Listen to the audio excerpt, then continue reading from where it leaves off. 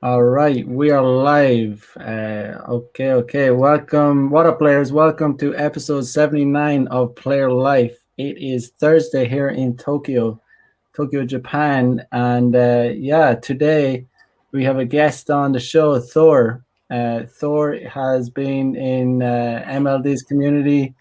I've known Thor from the webinars, and I think.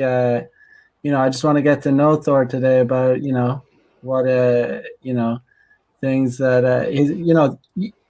let's just give yourself an introduction there today. And, Sure. you know, Yeah. So my real name is Thor. That's what I was born with. I'm 58 years old. I've been with MLD's community for a few years now, since early on. MLD and I communicated. He communicated with me through a pseudonym on Facebook for a while. I was writing some posts for Rule Zero when it first got off the ground, and before that, it was something called something else.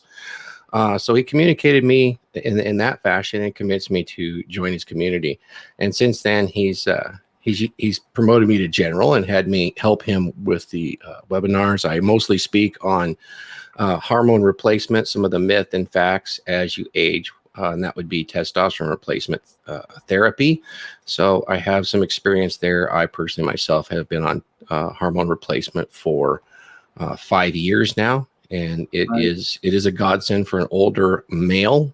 And there appears to be somewhat of an epidemic with younger males losing their testosterone. There's many reasons for that. Sure. And that's kind of sad. And we could go into that. But that's primarily what I talk about. But I'm also talk about young men that want to enter the trade field. I'm a power lineman by trade. I'm the guy that climbs the power poles, repairs the power poles, flies on the helicopters, and lands on the towers with steel suits and energized lines and repairs those so that the power grid stays up for all the ladies. And so I've done that for 35 years, and I help guys get into that trade. In that time, I've suffered an electrocution or a flash burn when in 1992. You could see the scars on my hands. So I've experienced the electricity up close and personal, and it was quite life-changing and helped me become more of a durable man. And I do a lecture series on that. I'm also in the process of putting together a course on long-term relationship maintenance, which I think is needed, particularly when guys do enter a long-term relationship. They have a tendency to get lazy or pull the pin on the fat grenade.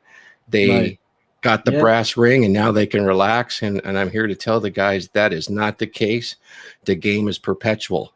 And if you do that, her nature will take over. She'll lose attraction for you, and she'll be essentially monkey branching out relatively quickly.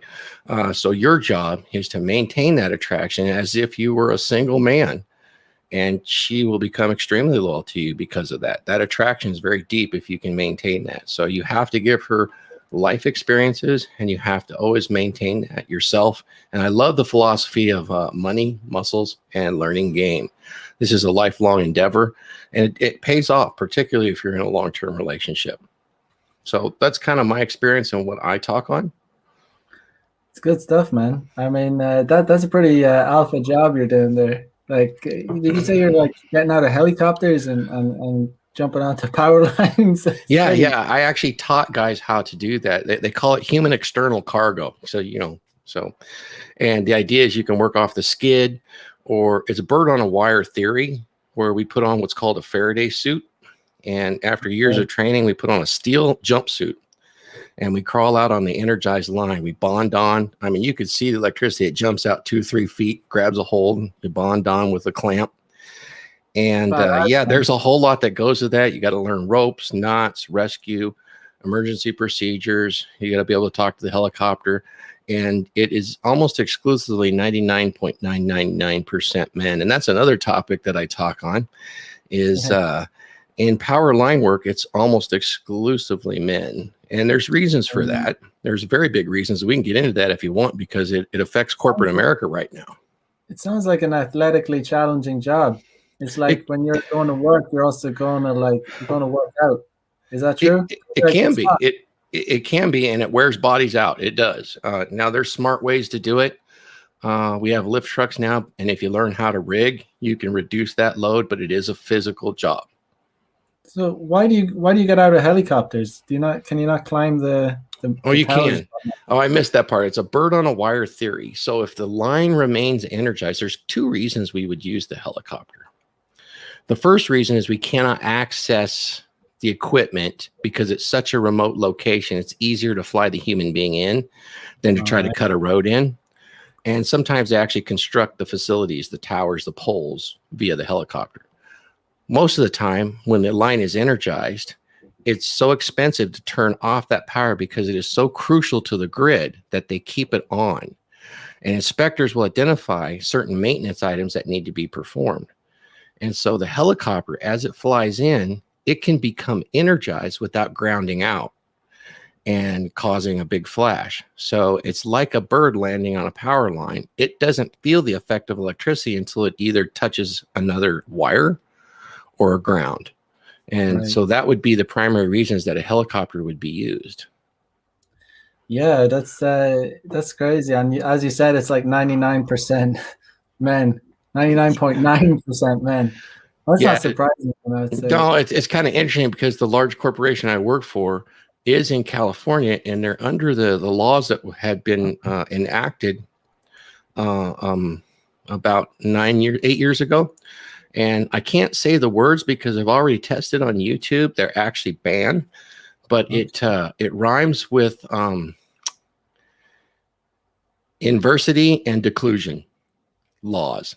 So Okay. that those have been put in place to ensure that the local demographics you hire employees per the local demographics. So our entire office staffs have become female, and in some Right. ways that's good. I don't mind that so much, but it's just Yeah. a different face of the company. And then the Yeah. company also hires contractors that are almost exclusively male that work in this field, and it's not because men are keeping women out. Um, Right. it seems Yeah. to be a preference job, and it seems to also be extremely demanding, and it's very, very dangerous. You will know men that die and are maimed working the job. In the job, it's not the most dangerous job, but it's up there in the top four. If you combine the firemen and the policemen together, it's less dangerous than being a power lineman. Right. And then above them you have the commercial fishermen in Alaska, and logging is pretty dangerous, if not up there number one with injuries. And we don't like that. We'd like to see that come down, you know. Yeah. But yeah, California is interesting. I think that those laws are also responsible for the wonderful entertainment that's coming out of California. You know that 80% of all your movies and TV are written here in wonderful California, and they've been under those laws too. So you can imagine there's quite a bit of left-leaning folks that write and produce our wonderful movies as of late.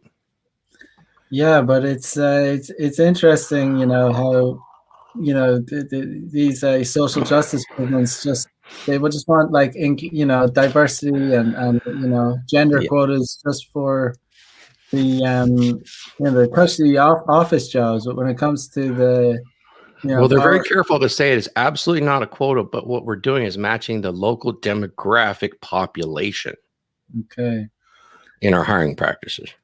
okay, well, so it's not necessarily based on merit. No, well, they'll say that it's merit based, but when it comes to actual hiring, what ends up happening effectively is they'll interview 6 candidates at a time, and they'll qualify those candidates. There's nothing wrong with the qualifications. It's just Right. that they'll qualify those candidates from that pool that matches the local demographic population.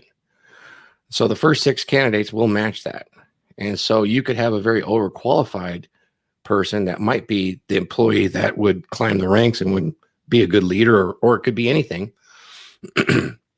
Excuse me. And they will not interview that person in the first round. The first round is going to be those 6. And human nature being what it is, if you get close to those qualifications, you're going to pick it right up.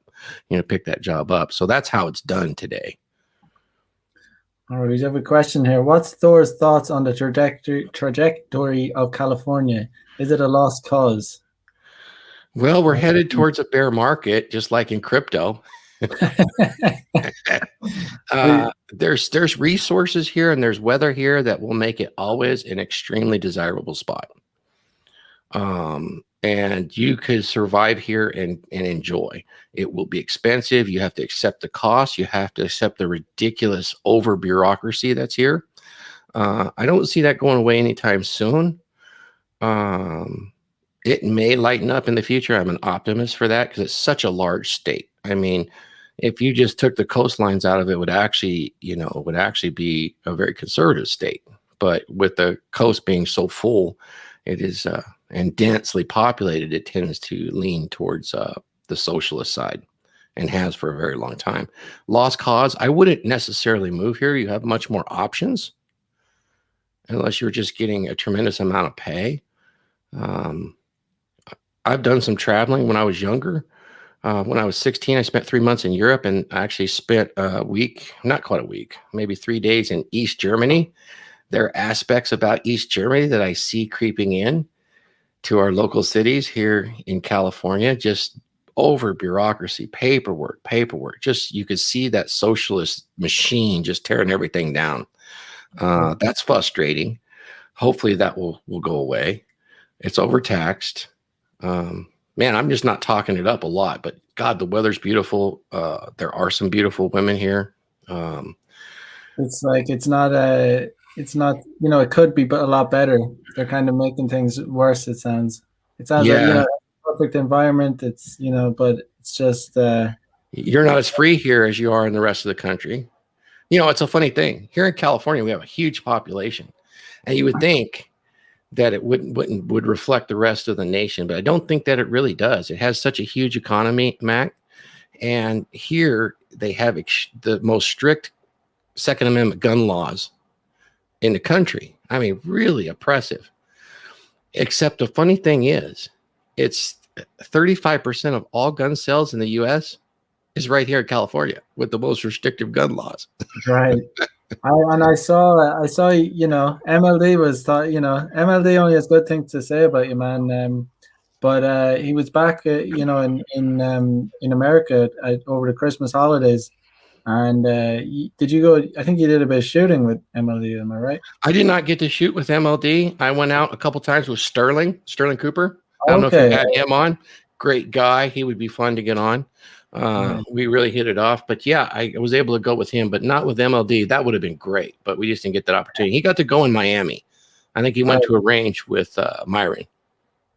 Right. So, do you own? Do you like? Are you a fan of shooting, or is it a hobby of yours, or what? I think every man should be armed.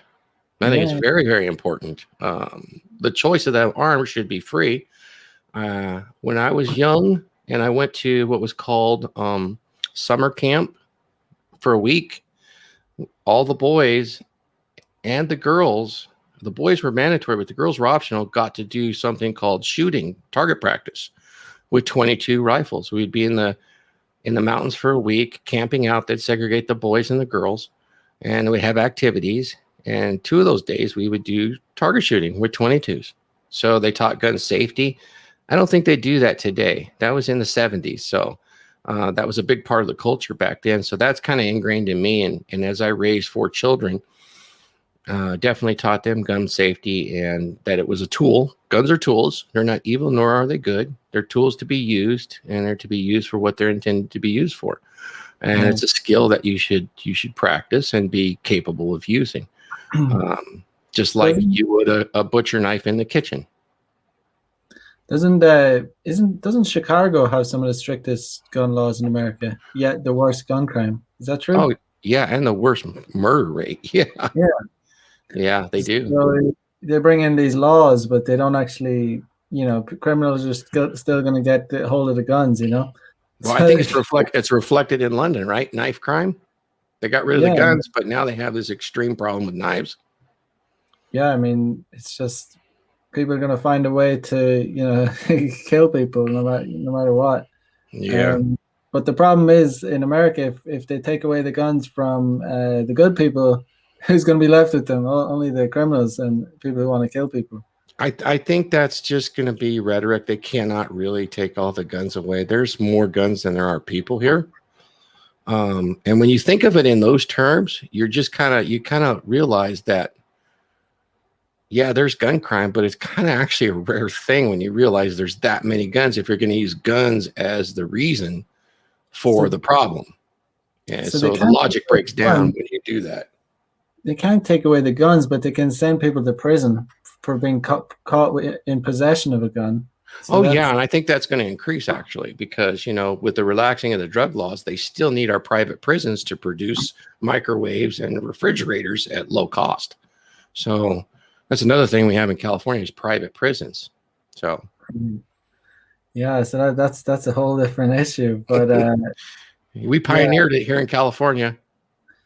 it's crazy. I mean, I'm just not very, I don't know. I don't know. That's a whole different. You could do a whole different episode about Oh, that. yeah, for sure. I mean, these corporations make profits, and how do they make profits? By the number of prisoners they have. So you think they might lobby for certain circumstances to be advantageous for them? Yeah, America's it's a strange place. I mean, it just seems to be getting like worse by the year. You must have seen a lot of changes Yeah. uh, from the way things were. Like Yeah, it's even I'm definitely had a 32 years lot of old. more freedom. What's I'm that? I'm 32 years old, and I see massive changes happening. Yeah, Yeah, yeah. You did good though. Yeah, I mean, yeah, you're from Ireland, right? I'm from Ireland, but Yeah. Ireland is like like it's funny of me to say this because I've never actually been to California, but from what I see, it's like a California where you can't have guns and with shitty weather. Like, but we have the same kind of that progressivism, same kind of laws, the same kind of Yeah.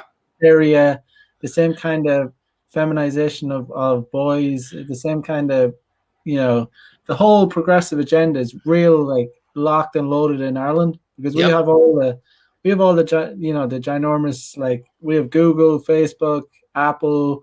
Ireland is just like it just doesn't lost its culture because it just cares about all these it's just it doesn't care about its culture anymore. It's just given up and being like, okay, we'll follow whatever we're told to do by these giant corporations. Yeah, us humans are amazing. I mean, you and I come from a long line of Vikings that settled that part of the area, and we were the toughest around. But now we could be programmed by TV programs, social media to believe these things that aren't really real, and Gather, form our entire culture and want to be right so bad that we will sacrifice our happiness for being right. yeah, It's man. an amazing thing what our human mind is capable of. But yeah, California is probably a lot like the socialism here. It was extremely free when I was young. You could do anything you want. We did have a somewhat higher crime rate. I will admit the statistics show is a somewhat higher crime rate, but not by much. But what I noticed, and this is just from a one man's perspective in California, is that somehow in the 60s, late 60s, we had the civil rights movement, but on top of that was a second or third wave feminism that came about with the advent of hormonal birth control. And it sounds good. It feels good. And yeah, I mean, they also the year I was born, they made equal pay the law of the land. And so for my entire lifetime, there is no pay gap. Women have won lots of settlements because of pay gap. So that's really a non-issue since my entire life. Yet you hear it still being produced today, as an argument for feminism. But feminism and a lot of the people that work in the system and go to government, it started in the universities, which, I hate to say it, but, socialism and communism is really firmly rooted in our universities here in California, if not in our nation. And if you look deep enough, you can see funding that comes in through foundations, and you could tie some large sums, approaching 15% for these grants for these large universities directly from communist China. This is done through the Thousand Talents program, which they renamed, and the Confucius Institute, which has been renamed. They exclusively are charities that give money to professors for projects, social projects in particular, and art projects. Right. And since it's funded by the communist Chinese, they would obviously favor things that are flattering. You can see that in everyday life here. And that's been going on since the 70s, since the Nixon Accords and all of that. And you've slowly seen feminism get more and more Marxist. Marxist is the root because, and it fits kind of a woman's nature quite well because women's nature is collective in nature. You can think in our past, our caveman past, as the weaker half of a human being, of the human beings as a whole. Um, it was a good thing to stick together, create some fairness, right? Our kids, we all got to be fair, stick together, work as a group for survival, and it was effective. So in their nature, they definitely lean towards the collectivist thought. Whereas, you can see a lot of the men, it's a little bit more logical versus emotional. Emotional decision making much faster, logical decision making slower, but tends to be more accurate in puzzle solving. So you could see that they were very much attracted to the Marxist ideals. And with modern feminism, some of the things that exist is overpopulation. It was a huge concern for the Chinese, and instead they did the one-child policy, strict, Right. draconian. They forced abortions, forced sterilization. A big part of that is population reduction.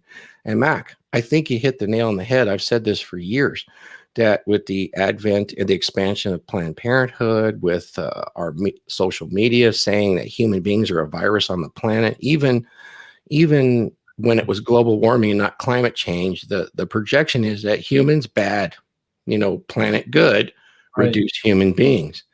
We've had very large, there's been billionaires that state this, that, we got to reduce the population. And I'm almost certain that the reasons why we're suffering in the male-female sexual dynamics right now, particularly in the dating scene, is the accumulation of all of this to the point where many females in the majority are convinced that they don't want to have children. They can have it all. And, the majority, at least the 80% in the Pareto curve, by the time they reach 35, 40, are not going to have children. And Right. this is the goal. And then there is what we call here in the West, the pussification of the males. And Right. that's to make them less attractive to those females. Females Sure. are always attracted to strong masculine men that are leading. They want to be led. You can see multiple examples. I'm not saying one's better than the other. I'm just saying that's what it is. That's what our firmware drives us Opposite towards. track. So Yeah. And so I really think you touched on it. It is a overarching agenda that population must come down, and this is a large component of it. And the sad thing is, if you just do a little bit of logic and not emotion, because a lot of it's emotion based, I feel that there's too many people. Look, I'm in this giant city. Hey, Tokyo, look around. You might think that the population is too much. But the reality is, you can fit every single human being on the planet in the state of Texas, and each one will have an acre to stand on. it's a crazy. That's a big piece of land for one person, and that's the entire population. So we have some room, and populations also tend, as resources become more and more available, they tend to self-regulate their population to match those resources. Yeah. It's very obvious, but when you were in your 20s and 30s, like well, you've obviously seen things. Like, how was it then? Like, I in can terms, tell you, was there the tension between the sexes back then? this is a huge distinction. When I was young and I would date, it was called dating back then. Right. I know it's called dating now, but there's some differences. Back then, if I was dating a woman and she was dating, what that meant is we were seeing opposite sex people, multiples, to Right. see which one might be a fit for a long-term relationship. That's how we were raised. The ultimate goal for all of us was to create a family, pool our resources together, as we would become better than we were separate, and we can make more money, acquire more resources, raise a family.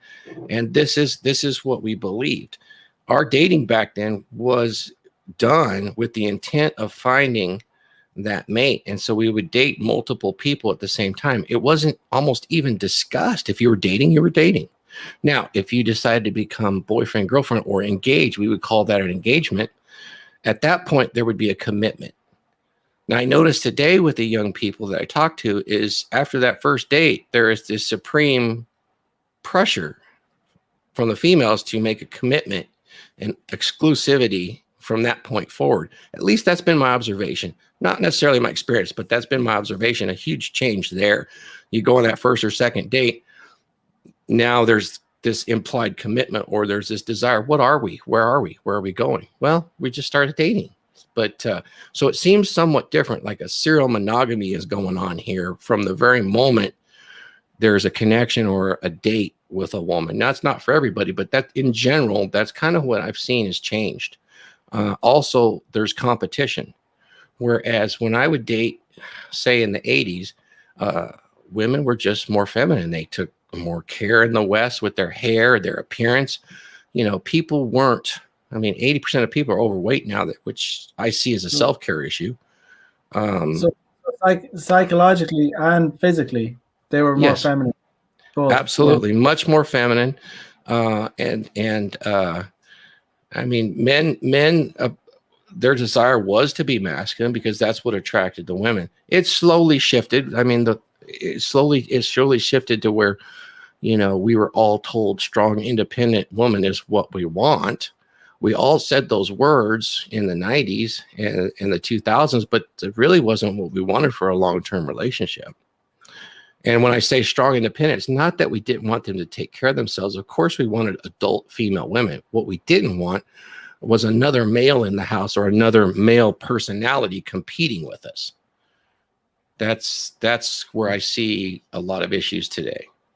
Right. So from what I'm taking from what you're saying, you were in a time before where, you know, it was deemed sexual harassment to ask a girl out on a date. Yeah, You know? no, that didn't happen. It was expected that you would. And Yeah. it was the beginning of the sexual harassment in the workplace too. That was very foreign to us. But I was also in a very male-dominated, literally a male space when I went to work. So it was like going to the male football team every day. So we were isolated from it for a long time. So I really don't know what the office environment was back then. But I was aware that, you know, even back then, people were dating at work and things like that. Now it's extremely frowned upon, you know, and of course it's very risky because, well, you say the wrong thing, you do the wrong thing, and you're personally sued here in California because you weren't doing it right or you weren't good looking enough to get away with it. Because if you're good looking enough or if you're in physical shape, I could say almost anything and get away with it and laugh it off. But if you're ugly and kind of slightly creepy, buddy, you're going to pay for that privilege here. You're talking about when did you say that started to change? Late 90s, mid 90s, yeah, maybe even earlier, but that's where it really became apparent. Driven forward by the mainstream media And university, university, and even, I mean, in California, we produce a lot of attorneys through the university system. They go out there and they influence the laws that are made. And it starts to all swing in one direction, that socialist direction. And it's pretty amazing to watch this socialist structure just take over our institutions over the years. I could get very depressed thinking about it, so I don't think about it. And there's parts of it that I can't control, and I don't want to waste any of my energy on it. I want to use my energy to be an example and to live the best life that I can live where I am now. And when I'm in a position to exercise power for freedom, that's where I will. And that would be my recommendation to everybody. Yeah, you seem like a very positive. You seem like a half a full, glass half full kind of guy. Yeah. I would. I'm not. You know, you seem to. I get the impression that you try and make positives out of things. I feel that's the best way to go, because if you look at the negatives, it'll consume you, make you bitter. And who wants to be around people like that? I mean, I've known gals and guys like that. It's like, oh man, it drains the life out of you. You ever hear the term energy vampire? When Oh, you're I've heard. negative enough, you're sucking the positive energy right out of everybody. Why be like that? Why not live the dream every day? Yeah, yeah. To be honest, you've heard of the phrase? I think Aaron Clary uses it. It's called "enjoy the decline." Yeah. What do you think of that? I mean, in a way, it's negative, but on the other hand, it's kind of like it is what it is. Like enjoy what's left. It's- Well, it's kind of a takeoff on what was that old saying where, control the things you can control and let the things you can't control go and know the wisdom or have the firepower to make the difference, right? right, So if you can't control it, work around it. And the best way to work around it's with that positivity. So yeah, let them burn and enjoy the bonfire. I you know, do. I don't, in California, if you're the tip of the spear and you run up to that bonfire and try to put it out, you're going to get burned. But, Right, there's things that can be done. There's a tipping point. People will get sick of it because the human spirit is quite free. And that goes for all of us, males, females alike. We want right, to do what we want to do. And we want to have peak life experiences. And at some point, that's going to be so suppressed because social always suppresses human experience. That's right, the point. The point is to make it all equal all the time. And that suppresses all experiences. It has to. There's no other option. And right. that will make them pretty fed up. And ultimately, it will go the way all Marxism goes. It'll last for 2 to 3 generations. And then the generation after that's going to look around and say, yeah, we're going to fight our way out of this. This just sucks. Yeah. So what do you how do you like manage your relationships with people? Like, I mean, in terms of like dealing with blue pill people. I mean, Well, what do you do, and how do you maintain, or do you even try to maintain relationships, or have you had fallings out with people over your opinions? Not too many. In the corporate environment, I use the principles out of the 48 laws of power. I am as if I am one of them. I don't advocate. I don't say anything. The reasons for that being is I'm not going to make that difference. So my best bet is to gather power and resources, and then when I can exercise my beliefs for what would be the betterment, I would do so. Otherwise, I'm just going to get myself into a position where I lose resources. Right. So I kind of got to be a wolf in sheep's clothing here.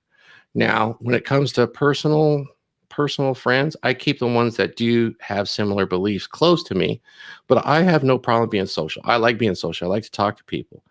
And believe it or not a lot of those belief systems come up. I'm quite flirty.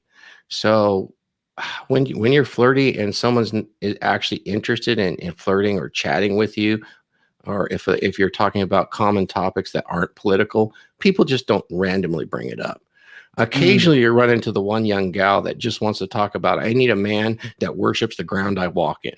Now, you run into someone like that, just see ya, they're never going to change their mind. But yeah, I don't openly say one way or the other because also I'm not a conservative. I am a classical liberal. yeah. So if you know what a classical liberal is, it's very much along the lines of Thomas Jefferson. So they call it sometimes today libertarian viewpoints, but it's one that is definitely not conservative, but it's definitely not left-leaning liberal for sure. So it's more freedom oriented and more individual based. The individual is supreme in those thoughts. But isn't it ironic how the supposedly the lefties, like the free thinkers, are the ones that have it's more like they're the conservatives now, like the traditional conservatives, because they're trying to shut down free speech. They're trying to get books banned. They're trying to get people deplatformed for opinions. Trying to get people doxxed. They're it's borderline fascism. Oh, Like this has been crafted over the last 25, 30 years. Absolutely. This has been crafted by the left, by the universe. It's been crafted by the universities. School systems have changed drastically. I mean, when I came through middle school and school, boys and girls were separated. There was some segregation there. I don't know if that's right or wrong. I like some of it when they're mixed, but it was different. And I watched my children go through school, very different, Very different. Yeah, it's definitely a highly liberal agenda here in California. And they went from small educational schools that were K through 12. Now they split them into primary, secondary school, and then high school. And the high schools have become massive in California. 3 to 5,000 students. They look like mini universities, and they lobby for grants. They have, each one of them has a mini stadium, and some of them rival arenas now and theaters, just like these universities do. And it's pretty amazing. They feed the university system. Remember, most of those kids get loans to go to university, so this is a Right. funnel. It's And become go, a business funnel, and that business funnel, the fundamental philosophy is extreme left, and the majority of the employees in that system, upwards of 80%, is female. right. And they all came out of the university system, which is driven by the feminist third wave feminism. Yeah, just to go back to your point about women, you were saying earlier that females, millennials, and they think that they don't want to have children, but I think that is just they're obviously kind of brainwashed by the media, but in the end, we find out that they all do want children, like because all of what they had been saying throughout their 20s, and when they're high, their sexual market peak, you know, the more they come down off that, the more they start to lose their physical beauty, and their body's starting to starting to tick. The biological clock is starting to tick inside their head, and it's like they all come around, and they kind of get like this. There's this kind of hysteria that happens. But the one thing they'll never admit is that they'll never admit that they were wrong. But what I find is the biggest like telltale sign is that they kind of double down and they get hysterical about these ideologies, and that tells you that something's off, something's wrong. Like and like where do you see like there's going to be like millions, like there's going to be unprecedented amounts of women that don't have missed the boat. Like what's going to happen? Like has this ever happened before? I don't know. Like when in history has something like this happened before, where that many women have missed the boat? Like that's gone for eternity. They missed a chance to have a child, and there's going to be so many of them. It's kind of sad, really, when you think about it. I mean, we are creatures, we are animals at heart. Set the religious sides. I mean, there may be a spirit, and there's things that are esoteric, but our fundamental earth suit is animalistic in nature. Our thoughts are controlled by firmware that's put into our brains, our chemistry. And there's two primary drivers. It's survival and procreation. And it's very high in both sexes. It has to be in order to survive and move forward. The strongest survive.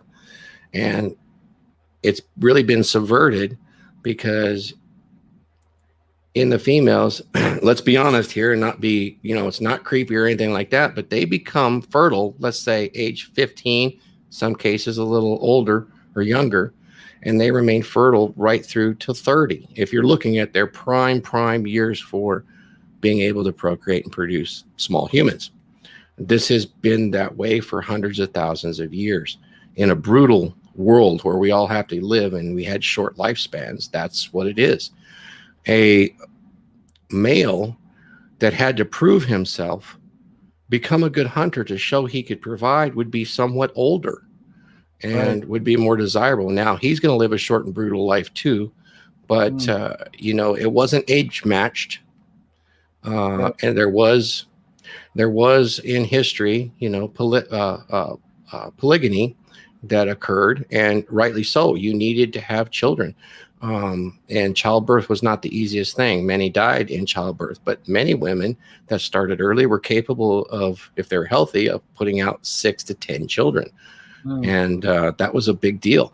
Those drives are huge. So when a woman hits her 30s, I like to call it baby rabies, because it is an extreme pressure that's coming from her firmware and her biology.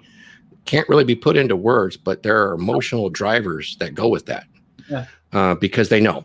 They can't put it into words, but they know.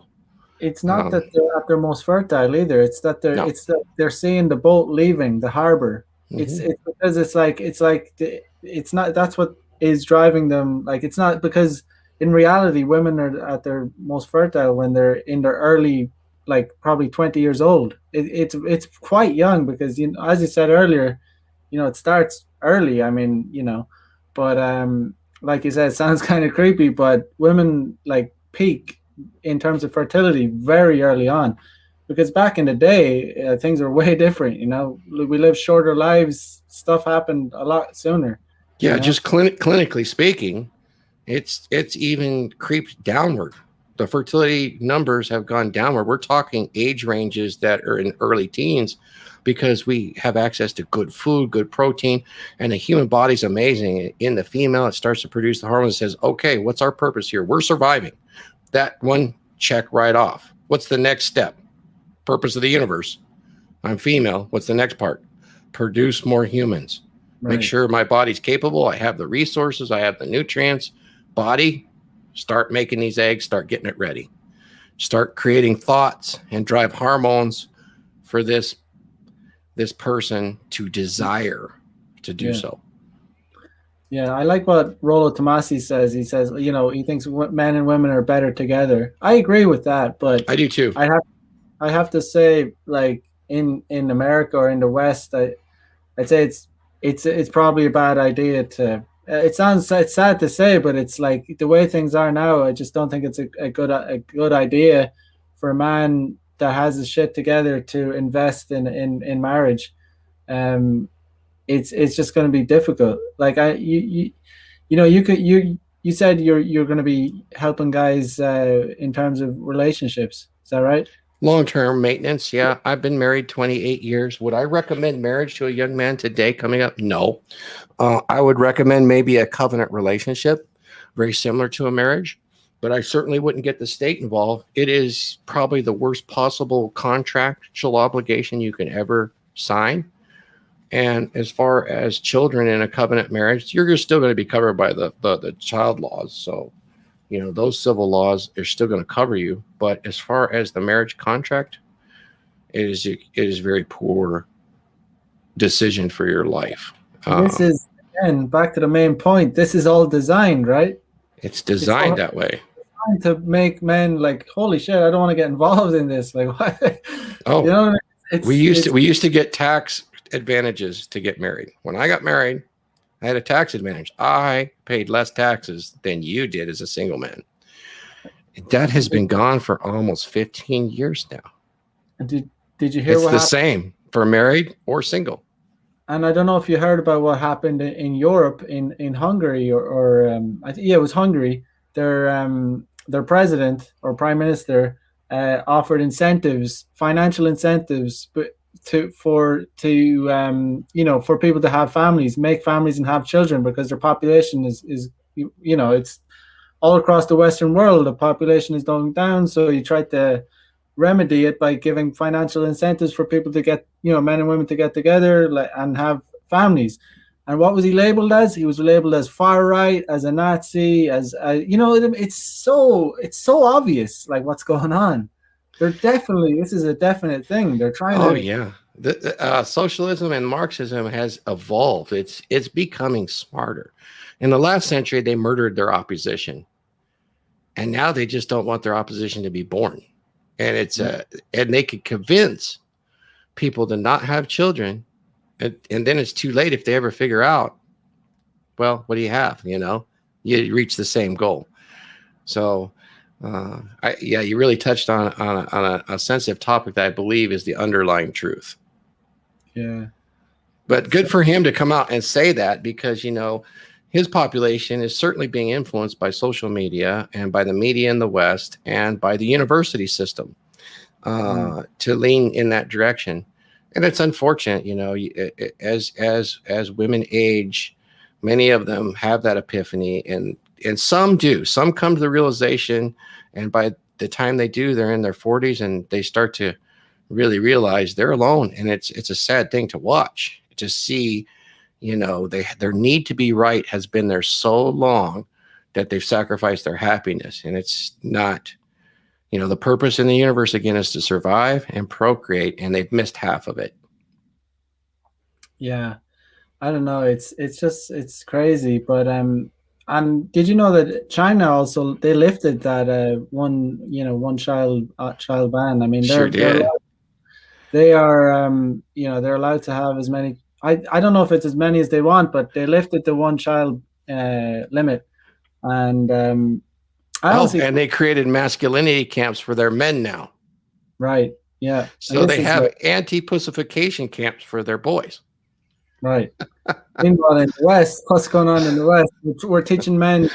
Like yesterday, I did a show, I did a live stream about how they're trying to redefine masculinity, and it's women that are trying to redefine masculinity. Imagine a bunch of men came out and started going on about let's redefine femininity. You know, like they'd freak out. There'd be marches, there'd be like, but women are perfectly allowed to tell us what being masculine is. You know, Yeah. Yeah, absolutely. It's amazing. And they convinced the women of this too.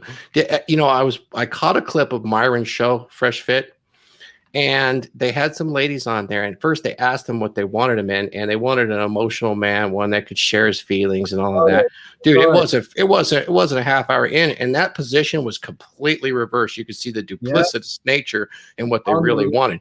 But she had the programming to say that's what she wanted. But it Yeah. really wasn't. And you could tell within 15 minutes it How- was absolutely opposite.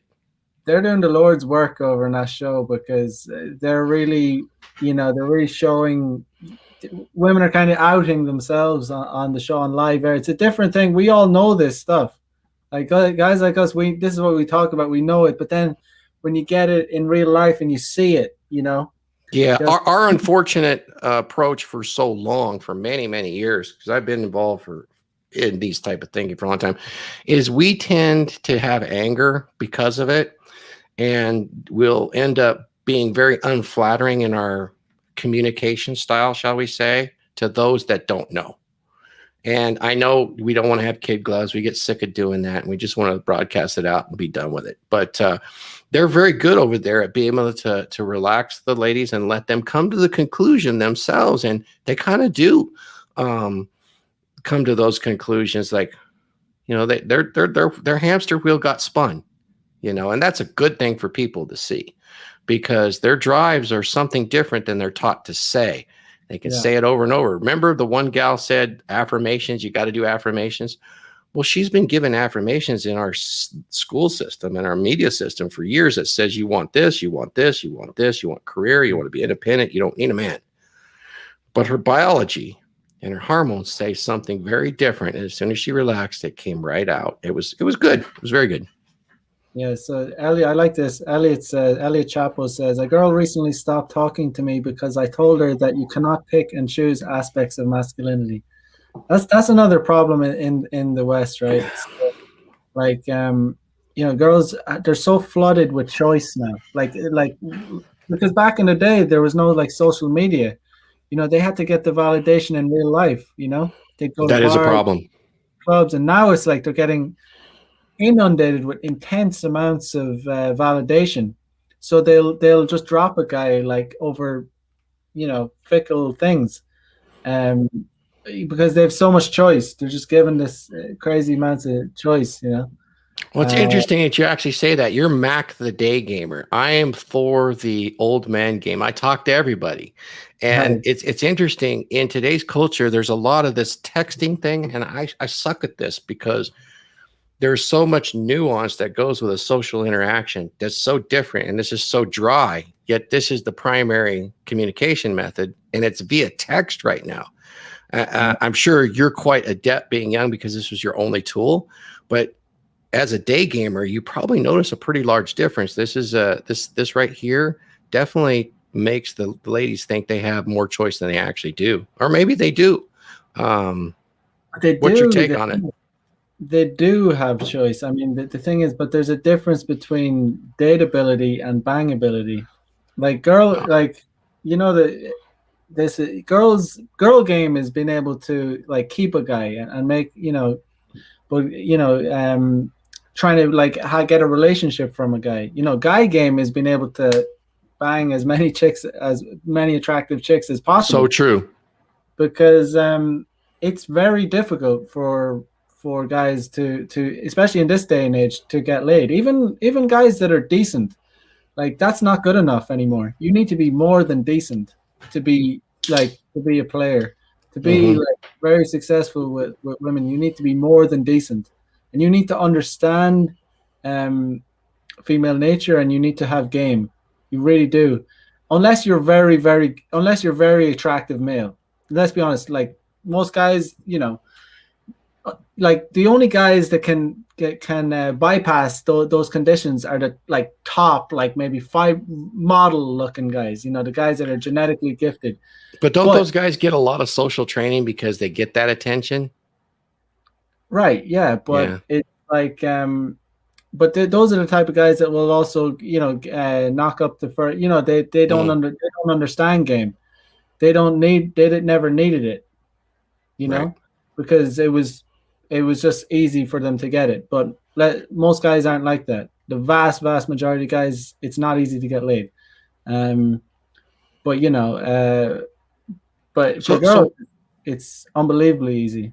so what's it like? What's girl game like in Japan? Just out of curiosity, when you're out there in the dating scene, at least my observation from my clients and such is that, at least when they're relatively young, below 35, is the girls are really pushing for that commitment from moment one. Is it like that in Japan as well? They want They some exclusivity and they want to capitalize on that relationship right away, or is most it of a them little most of them still aspire to get married and have kids. Like okay? they're much more honest and based about their sexual market value Okay. than Western women. They understand it. But there's it's a different for different reasons in Japan. The population's in decline over here. It's more to do with like economic reasons and um, the culture of overworking and things like that. Yeah, And yeah, the men here have become extremely feminized. That's also a problem here. But like I said, the vast majority, the average girl on the street, you ask her what her dream is, get married, have children. that's Uh, good. I don't think that's the case necessarily here. So, I'd feel like if I don't want, I personally, I'm 32 years old. I don't aspire to have a family anytime soon. But if I wanted to do that, I could do that in Japan and not be terrified of like getting screwed over and like living with living in it with a nightmare.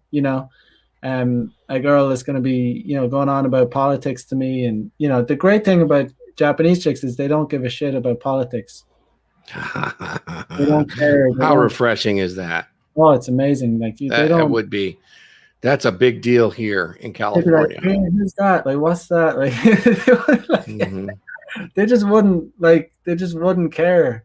That's so awesome. It used to be that way. It used to be that way in the 80s and 90s. Now it's been yeah.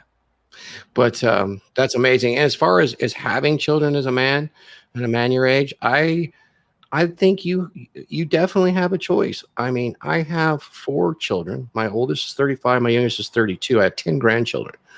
My oldest has no children. He Right. doesn't want to be a professional musician. And we talked many times about this. And I told him, pursue your dream. And if your dream is not to be a father and you don't have that desire, don't do it. You know, get the snip. If you want to freeze some, it's relatively cheap and it's pretty successful for men. Um, I don't see that that's an issue. If you don't want the children, you don't have to. And there's exceptions. The Pareto principle. Even for a woman, if she doesn't want the children, that's fine. But the reality is, men and women are better together, and together they can create some amazing empires. And some amazing experiences together. I've done so. It's What do you possible. think? What do you think? Matt W says there's no going back to triad culture here, though. We are too diverse of backgrounds, no common ancestry or religion. China will win through solidarity alone. I have to agree. I kind of agree with that. I think it's so divided.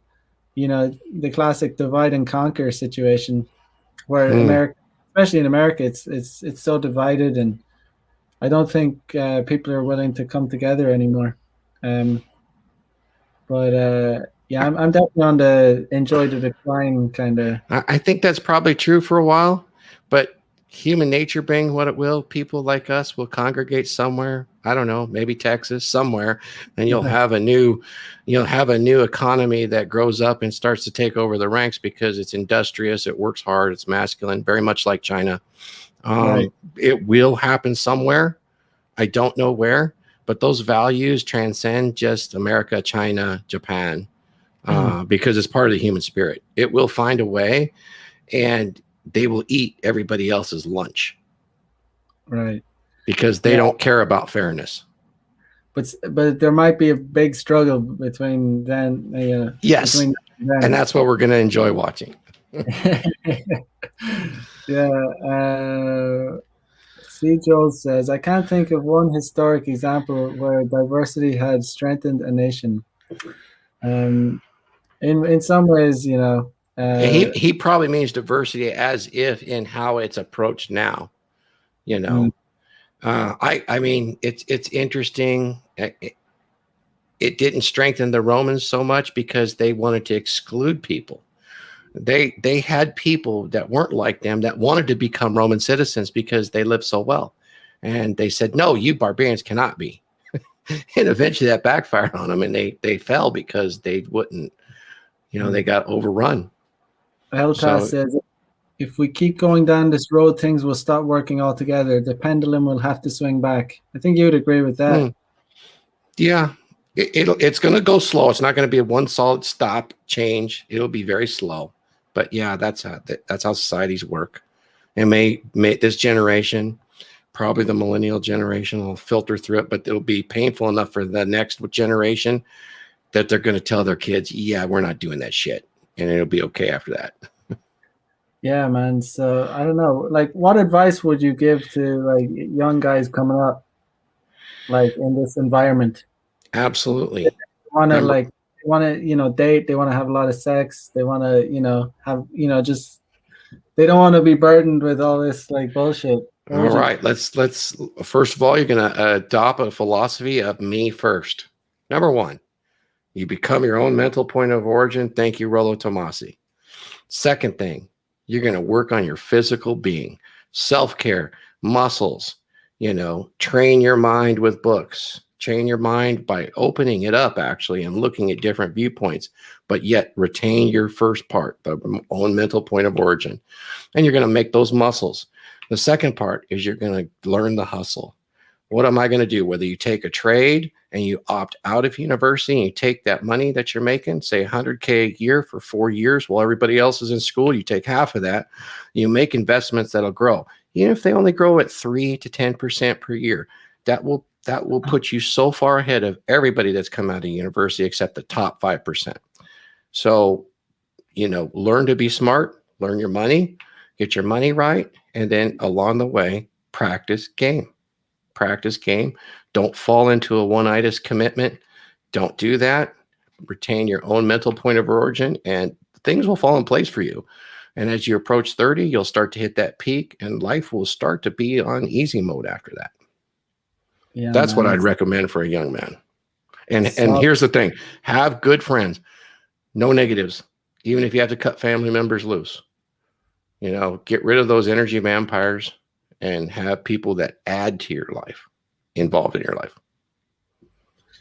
Yeah, man. That's really solid advice. I mean, you can't go wrong with that. I 100% agree.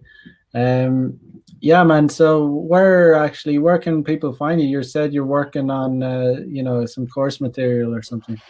Right. I don't have the website up, but I have my YouTube channel, which is Red Pill 4. There's some content on there right now. There's some philosophic stuff on there. I read from the Book of Odin or the Hava Mill from Iceland. There's also some workout materials there so you can get in shape, hopefully injury free. And then I did a video on long-term relationships, added values and added liabilities. This is pretty in-depth video that I did on if you're in a long-term relationship, what should you have your eyes open for? What do they bring to the table? I listed out what they should be bringing to the table. It's very Right. difficult for ladies today to even tell you what they bring to the table, but I listed it out for you there. So that's on the YouTube channel at Red Pill Thor. It's also on Library and Odyssey, so you can access it there as well. More content to follow. I'm also on IG at Red Pill Thor. And I'll be working on, it's potentially going to be 1 to 4 webinars when I have it completed. I'm hoping to do that by summer with some examples on long-term relationship maintenance. What can you do to keep that attraction going over the years? There are definitely known trouble spots biologically that women hit and men hit after a few years, and there's trouble spots in relationships. It's not all lollipops and rainbows, so you need to be prepared for that if you want to make it last.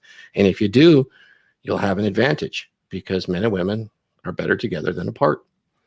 So that's where you can reach me. Also, you'll see me occasionally on Dude Party with you, Mac, and others. And when Jonathan opens the Men's Empowerment Network, I'll be there. Good stuff, man. Yeah. We'll be talking on that. When he does Dude Party, it's like it's I think it's like your time now. It's like 4 a.m. on Saturday nights. So sometimes I miss it, but it's pretty early. Yeah, but yeah, I mean, I really appreciate you getting up early. It's good stuff, man. We'll have to do it again, man. Absolutely, man. I enjoyed talking with you, brother. I'm a fan, by the way. Yeah, man. I'm a fan of yours too. But yeah, we'll be in touch, man. So we'll cut it there. So thanks, guys, for tuning in. Like, comment, subscribe. I'll be back tomorrow night with another episode of Player Life. So peace out, guys. Bye bye. See you.